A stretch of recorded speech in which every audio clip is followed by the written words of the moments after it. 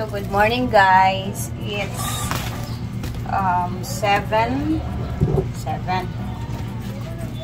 Oh. So, good morning. Let's begin our cooking session for today. Dahil aagahan natin ang pagluluto. Happy Fiesta! Immaculate Conception. So, pag fiesta pala ng ng Immaculate Conception, Immaculada Conception as in, para siyang ginawang holiday sa buong Pinas kasi it's kapistahan ni Mama Mary. So, ito lang ata yung fiesta na parang ginawa nilang holiday. So, kagabi guys, doon kami sa bahay ng ate ko. Kasi doon na naghiwa-hiwa ng mga karne. Dahil yung ibang mga putahe is doon na lulutuin. So, mamaya tingnan natin yung tsura doon sa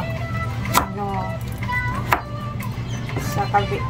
ang music! Ginoo ko, nag-vlog ko. So, dito sa bahay, ang lulutuin natin dito is chicken lang yung ating lulutuin. And then, papakita ko mamaya kung ano na yung mga putahe na na-prepare. Meanwhile, ako naghiwa-hiwa muna kasi ito, lulutuin ko muna itong afritada. So, ito talaga. Thank you Lord for the blessings. Kasi kung wala mga blessings, syempre hindi tayo makakapaghanda.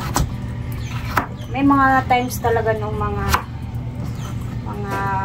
before niya. Mga panahon noon na wala kaming handa pag fiesta. Kasi yung papa ko is lechonero talaga yung papa ko guys. So pag December, ay lalo na yung siguro nagkasakit-sakit na si Papa. Pero naghahanap talaga siya ng paraan pag fiesta na may konting hinahanda dito sa bahay kasi nga nakasanayan din ng mga relatives nga namin na pumupunta talaga sila pag fiesta. So, ayun, kahit papano, naglilitsyon siya, kapera siya, sa isang araw siguro meron siyang lechon, dalawa, ganun. Yun yung binibili namin pag pang ulam-ulam o panghanda din namin sa aming fiesta noon.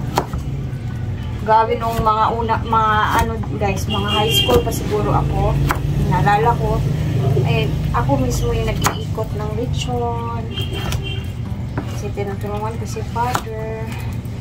Tapos ang ginagawa ko, para hindi ako masyadong halata na babae pala yung nag-iikot sa lechon. Tinatakpan ko lahat yung katawan ko, mata lang yung makikita.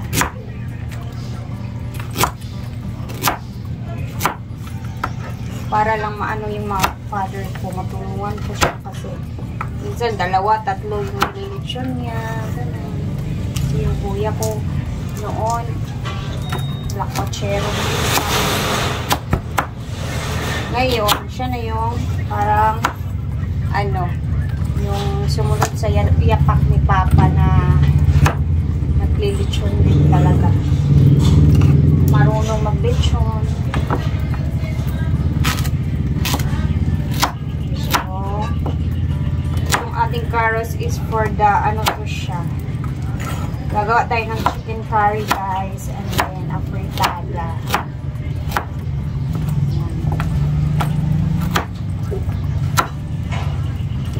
So, maaga pa naman, kailangan matapos ko para pagkatapos nito doon naman tayo sa ate ko. Tulungan natin kung ano naman yung lulutuin niya doon.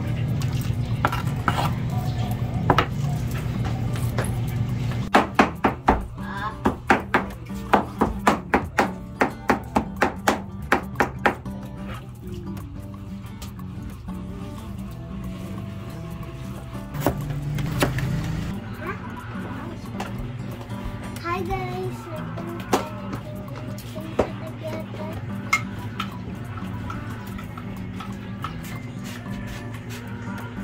Ay, si Diday. Marunong nang magtimpla ng sarili niyang gatas.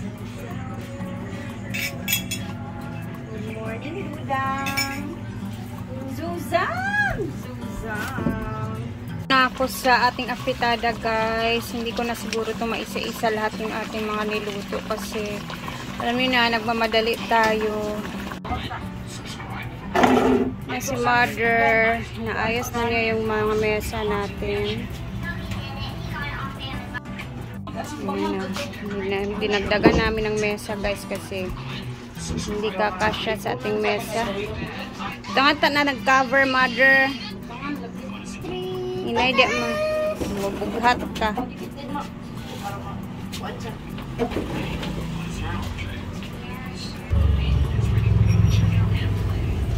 Ano lang mo?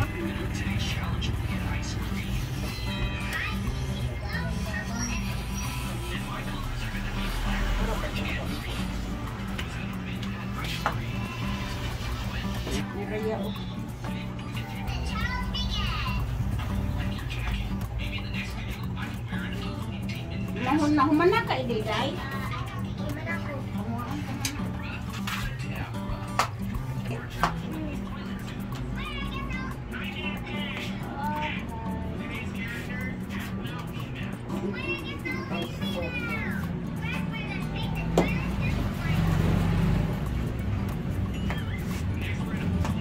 So, ganito talaga tayo pag fiesta, no? Sa curry unta, Mother. So, ganito talaga tayo pag fiesta. Kailangan medyo ayus-ayusin yung bahay natin kahit napakagulo tingnan.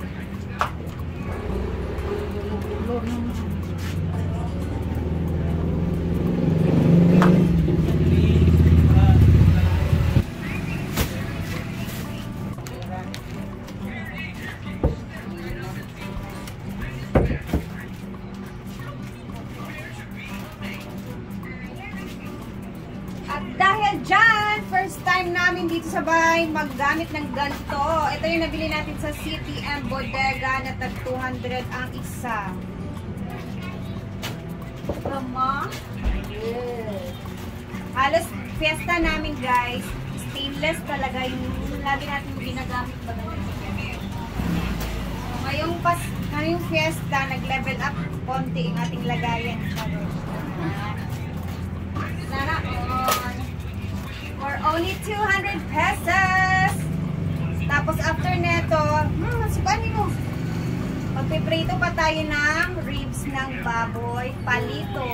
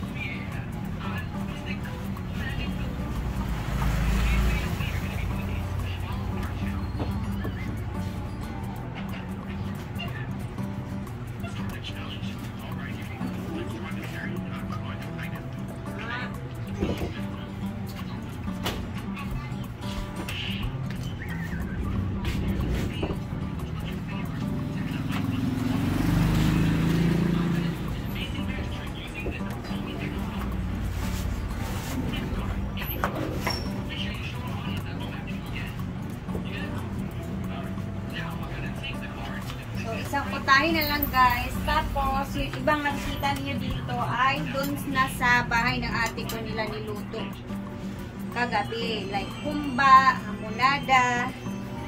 Kasi, ano yun siya eh. Mas maganda yan siya kung namin lulutuin. Kasi hindi man siya madaling nasisira, diba?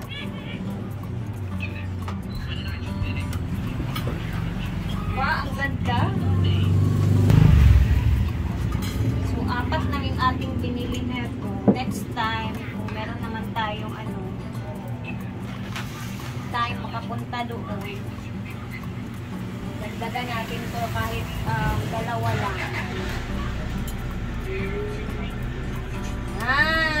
So, mamaya guys, ipakita ko sa inyo yung mga putahe natin. While meron pa akong niluluto na lulutuin na another. Dahil tapos na ako sa fritada, lulutuin muna natin ang palito. Mamaya balik ako ulit at mag-upload tayo, ha?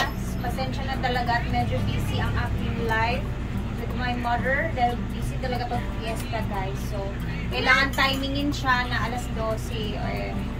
Meron na ready na lahat para sa ating mga bisita. So, mamaya ulit. Love you everyone. God bless and thank you for always watching.